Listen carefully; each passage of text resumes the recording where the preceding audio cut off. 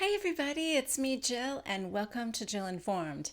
This is the recap of The Real Housewives of New York City, Season 11, Episode 20, The Reunion Part 3. This is the conclusion of the reunion and Season 11. We've talked about this before, but why is this shorter than The Real Housewives of Beverly Hills? I just don't get it. There's so much content with this franchise. All right, let's just get into it. We pick up right where we left off with Ramona saying, "Well, I think you're still drinking on the side. How about that?" Luann goes, "No, I'm not." Ramona, "I think you are." Andy starts asking Luann questions, and we find out that she had been sober for 8 months. Then the mimosas happened. That must have been one heck of an Easter brunch for her to give up 8 months of sobriety. Anyway, she is now 23 days sober. Andy asks her how much longer she has on her probation, and she said 3 months. So this was filmed in April, I think they said. It's the end of July now, so she might be done. And this is so weird, you guys.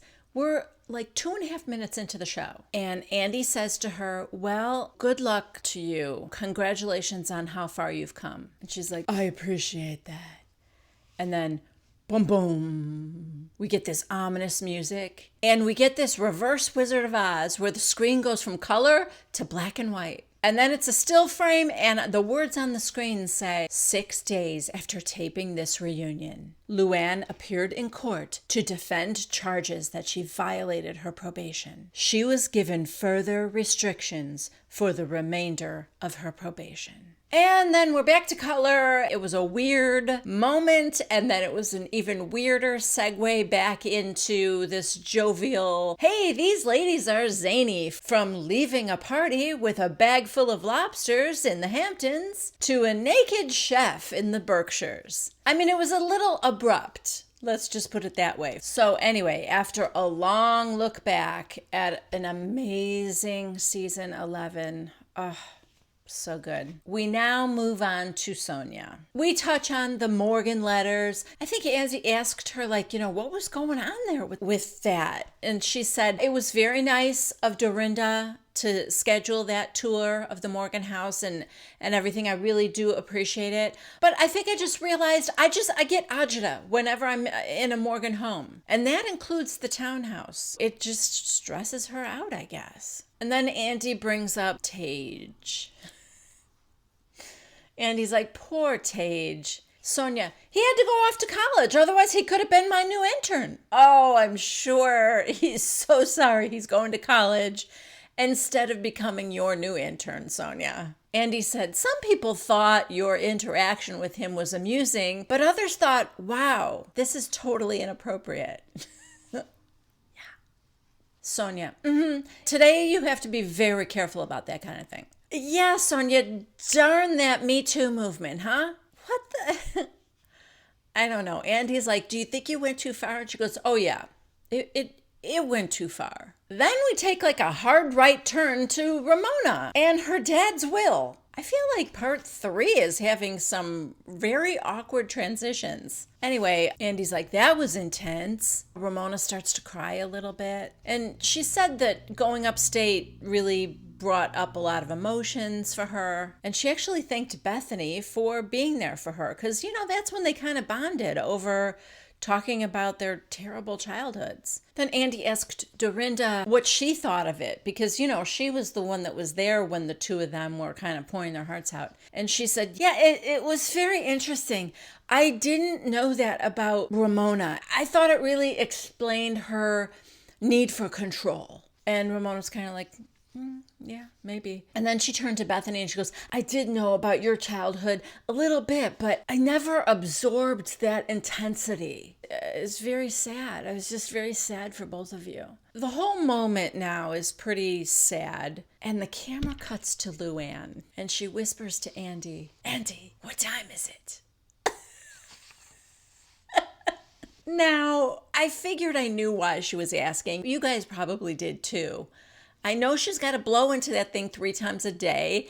And I also know that these reunions that they break into 3 parts are like this marathon long day of the ladies sitting there. So I figured that's what it was related to, but I just found it so telling that the moment she thinks to ask what time is it is when the focus is not on her. We're talking about the other ladies. It doesn't concern Luann at all. She wasn't even there. Maybe she's even thinking, oh yeah, their bonding kind of overshadowed the plan she had to go to the cabaret upstate. And remember Margarita? Money can buy you glass. Money can buy you glass. So that's when she decides to ask Andy, what time is it? Anyway, Andy turns and he gives her kind of a look and she goes, I'm sorry to interrupt. Andy, they're having a serious conversation right now. I know, I'm sorry. And he goes, it's 7:45. Luann.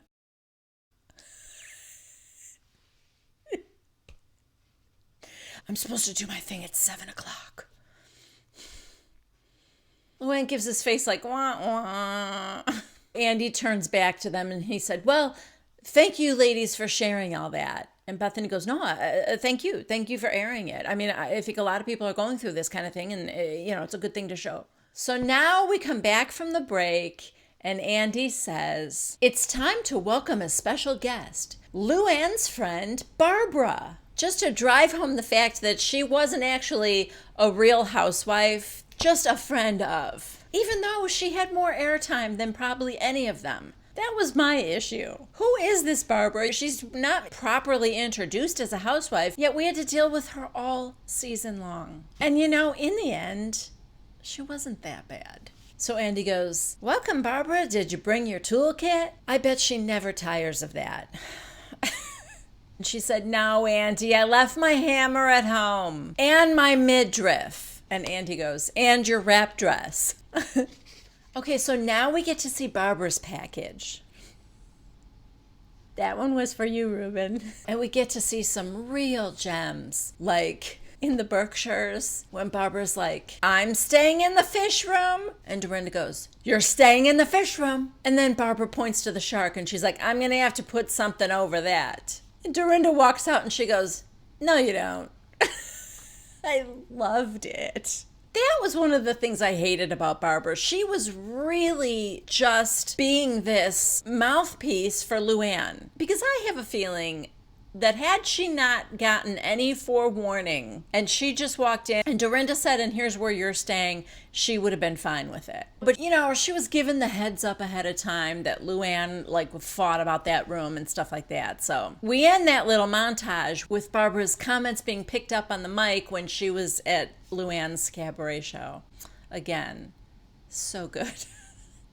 And the camera cuts to Luann watching that. Her face looks scary. Luann looked like she was just seeing it for the first time. So the montage is over. Andy said to Barbara, are you and Luann still friends? And Barbara goes, I don't know. Are you mad at me? Andy looks at Luann now and he goes, what did you think of that? And she's like, I thought, well, she's at it again. Just like when she was caught talking to Carol Radziwill about my marriage to Tom. Now here she is again talking about how I can't sing. And I just want to tell all of you right now that for someone who can't sing, I just got cast in Chicago on Broadway. So, take that and shove it up your ass. Okay, the expressions on these ladies' faces and their silence is one of disbelief, maybe? I don't know.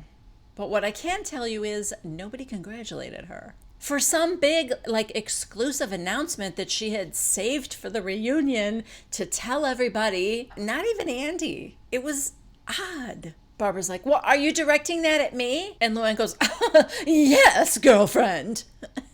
And she said, well, let me just say this. I have been there for you. I put my own life on hold for you. I've got 22 employees, and they would come to my office, and I'd be like, no, wait, I'm dealing with a personal matter right now. I'd put everything on hold for you. I've been to 8 of your cabaret shows. I think you're a great performer, but I think you need to have a little self-awareness. I mean, I think all these ladies would agree with me. And Andy finishes her sentence, that Luann can't sing? And everyone kind of laughs, and Ramona goes, yeah, well, she can't carry a tune. And Luann shoots her a look. Ramona, but you're a great performer.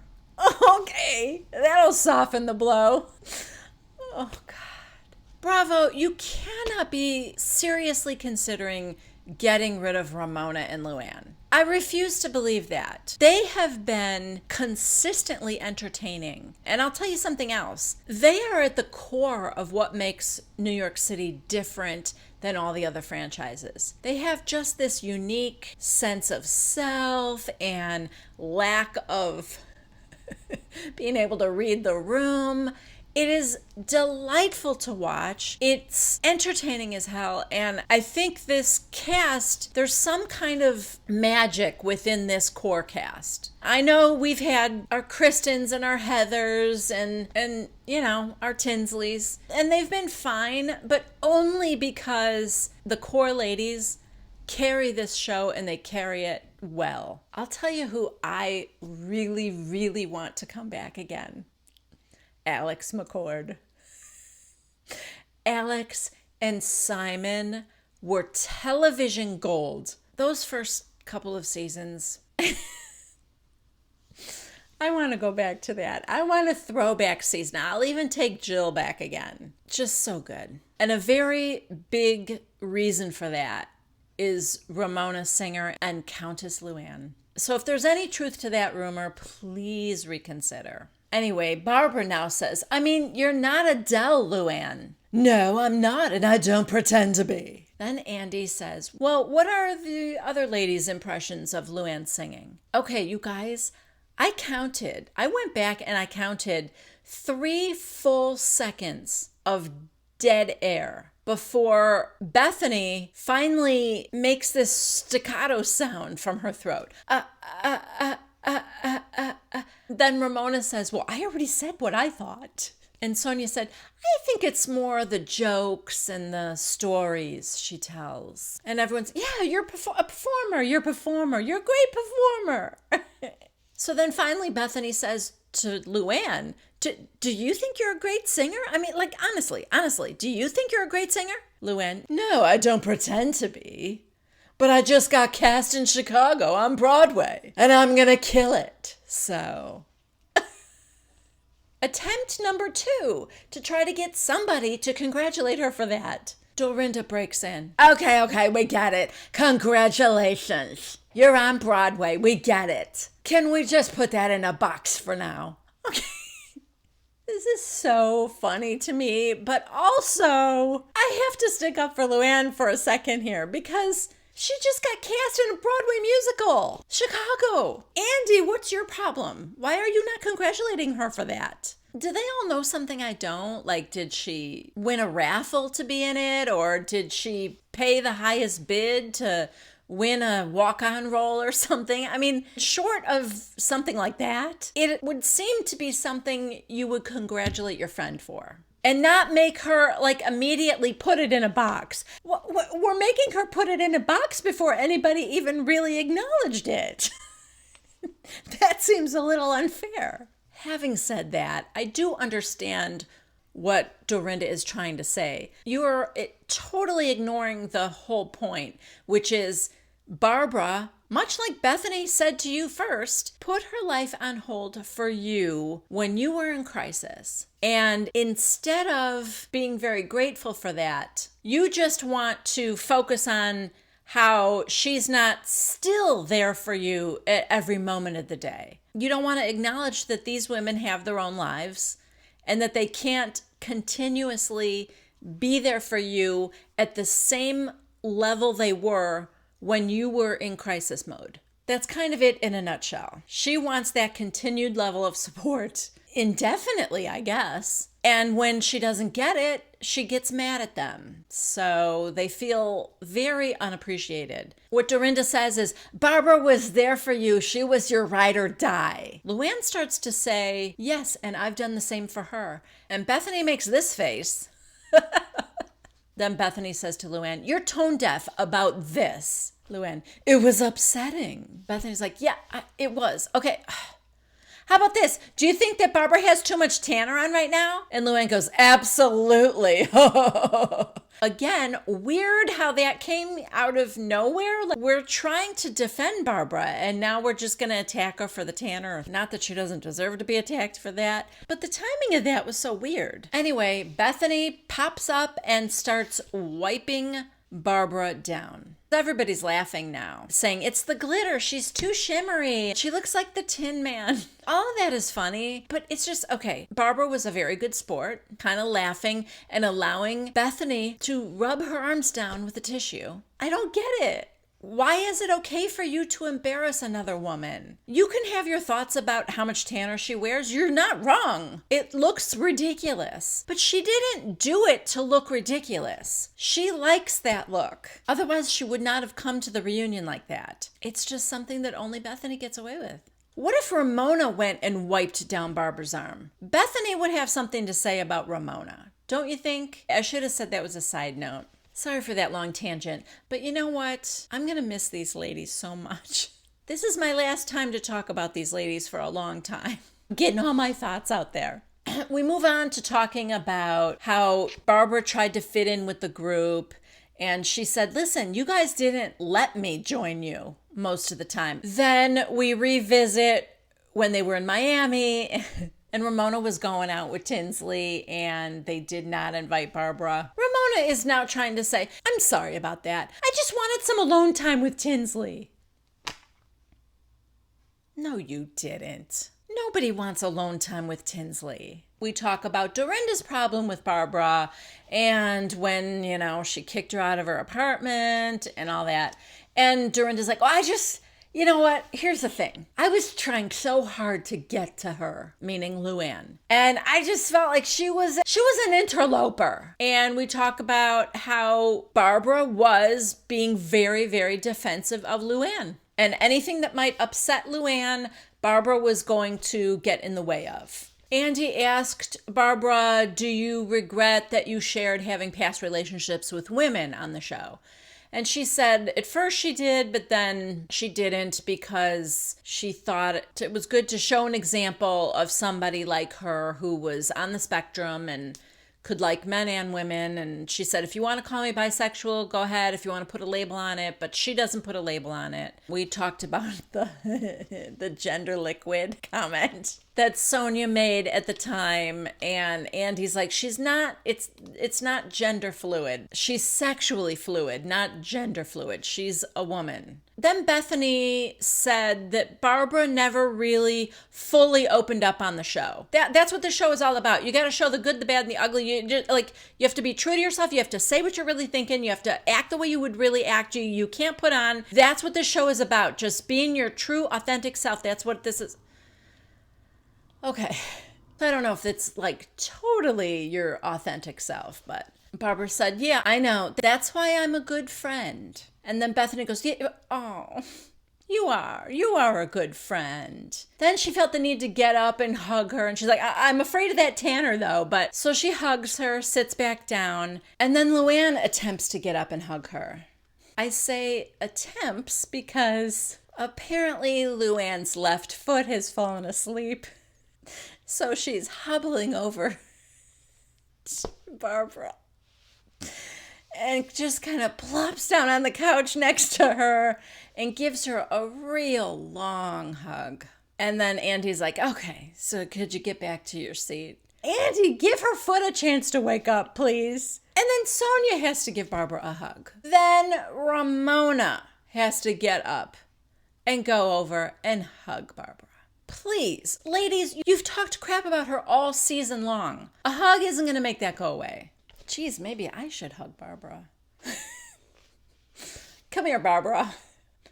I've said some things that I regret. Mostly I was afraid that you were going to be a new housewife, and I didn't want that. Now that I know you will remain a friend of, bring it in, girl. Now, back from a break, Andy said, as Luann's cabaret show got bigger and bigger, the group declares that her head may have as well. Was Luann on her high horse, or were the others just jealous? Then we get a glorious montage of Luann focused on talking about and performing her cabaret. This goes on forever, and it's still not long enough for me. That's how good it is. Now Andy says, Luann, you've said multiple times that you think the ladies are jealous of you.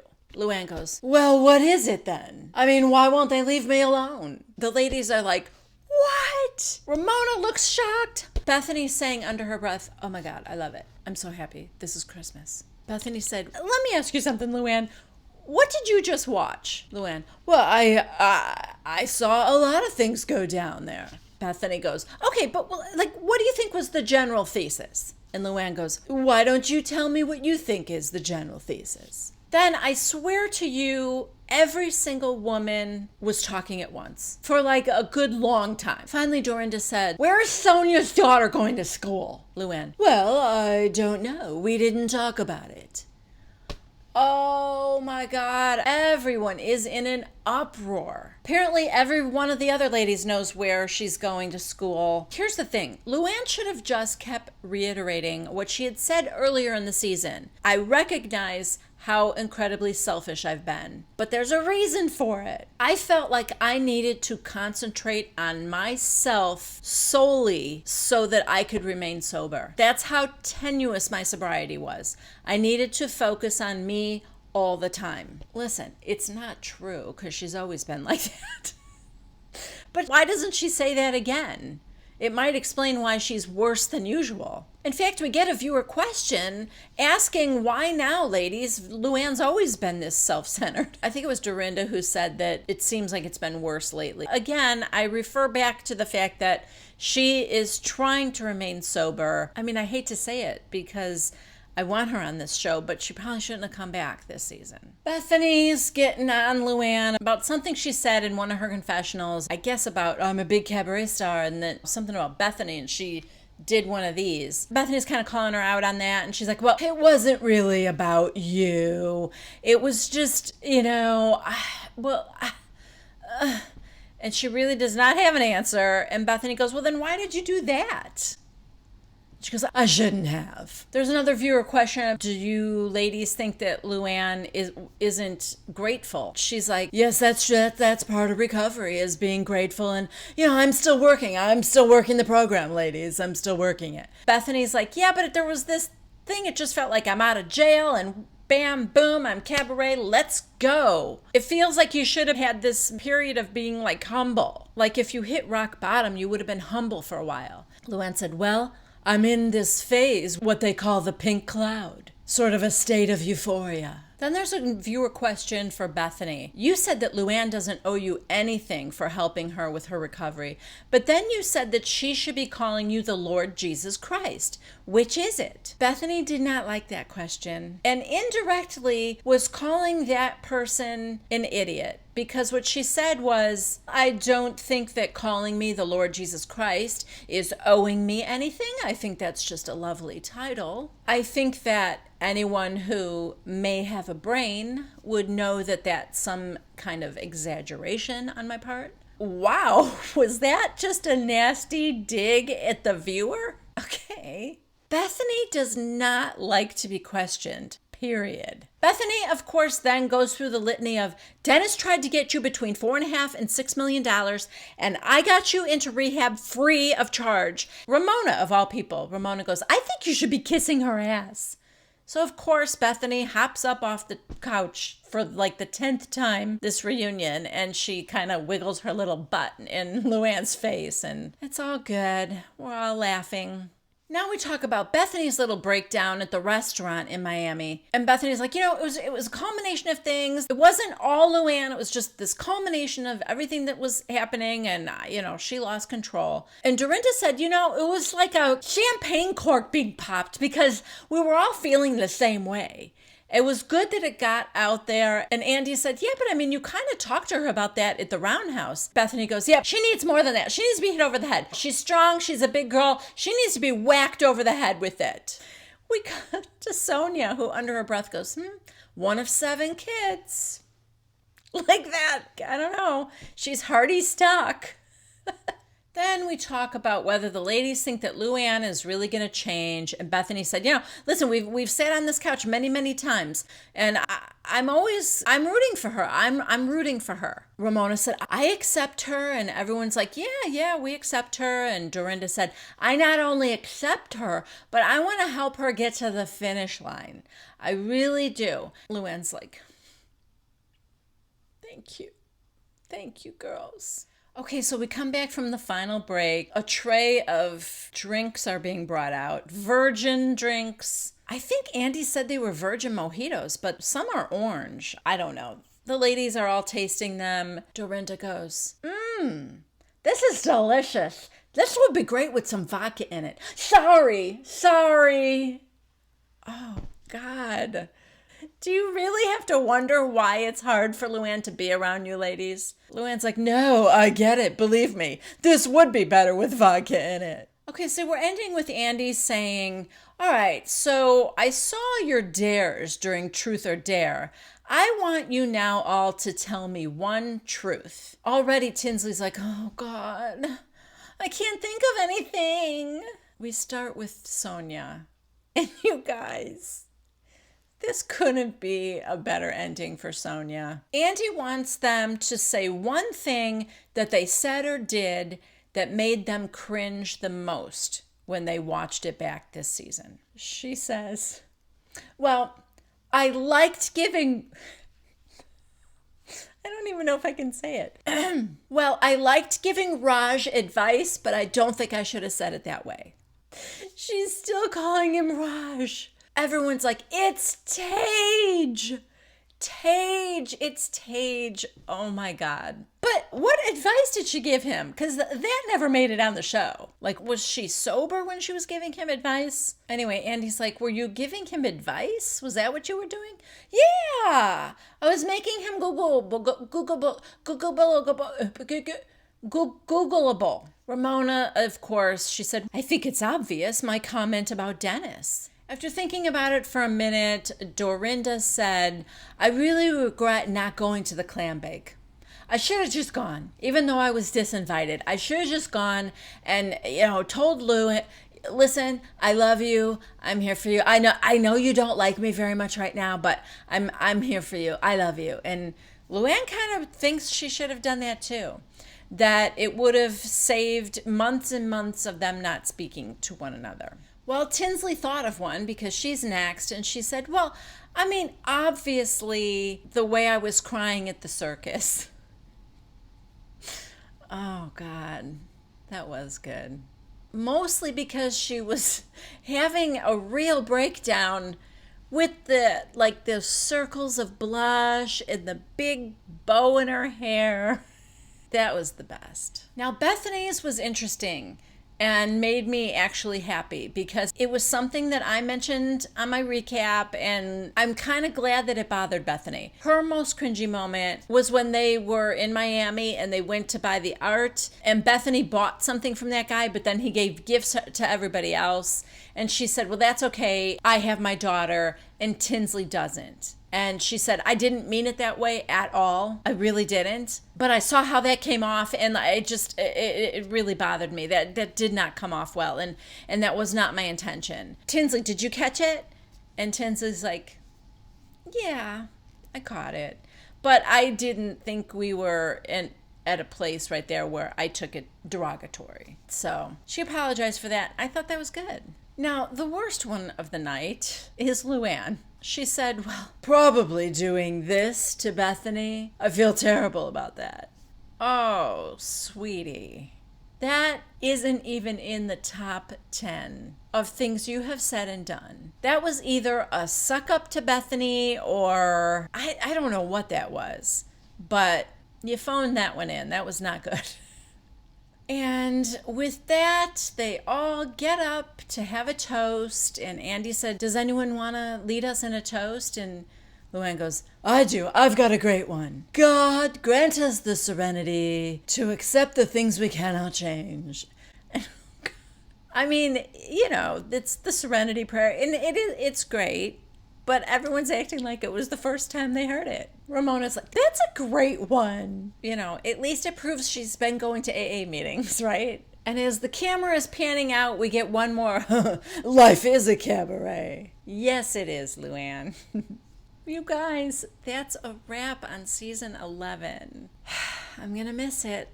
And I'm going to miss all of you guys too. There's still one more week of Beverly Hills. Their final reunion is next Tuesday.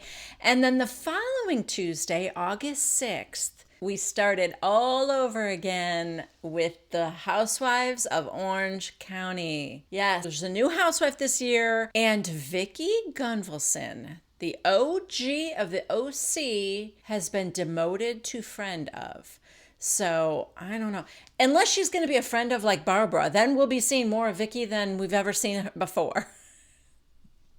I don't know. I don't know how it's going to be, but I'm very curious about that. Just between you and me, I'm also curious to see if Shane will be resubscribing to Jill Informed.